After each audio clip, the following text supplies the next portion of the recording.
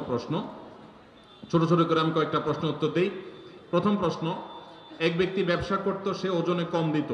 যাদের ওজনে কম দিত তারা অনেকে মারা গেছে, তিনিও ব্যবসা ছেড়ে দিয়েছেন। এখন তিনি তো বান্দার হক নষ্ট করছেন।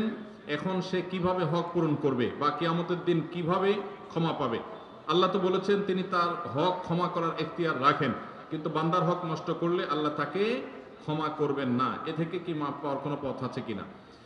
কোন ব্যক্তি তার জীবদ্দশায় ব্যবসা চলাকালীন সময় কাস্টমারদের কম দিয়েছেন, কাকে ওজনে কম দিয়েছেন তারা তার খুঁজে বের করা যাবে না।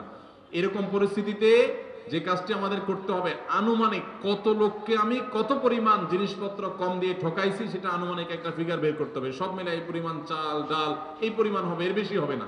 একটু বাড়ায় ধরতে হবে সতর্কতামূলক ভাবে যে এই পরিমাণ হবে। সবাই টাকা একত্র করলে যেহেতু মালিক খুঁজে পাওয়া যাবে না, অতএব ওই টাকাটা সেই মালিকদের তরফ থেকে অন্য গরিব দুঃখীদেরকে দান করে দিবেন, এই নিয়তে যে আল্লাহ যাদের হক আমি মেরেছিলাম ওজনে কম দিয়া, এখান থেকে আনুপাতিক হারে তাদের হক অনুযায়ী সওয়াব আপনি দিয়ে দিবেন।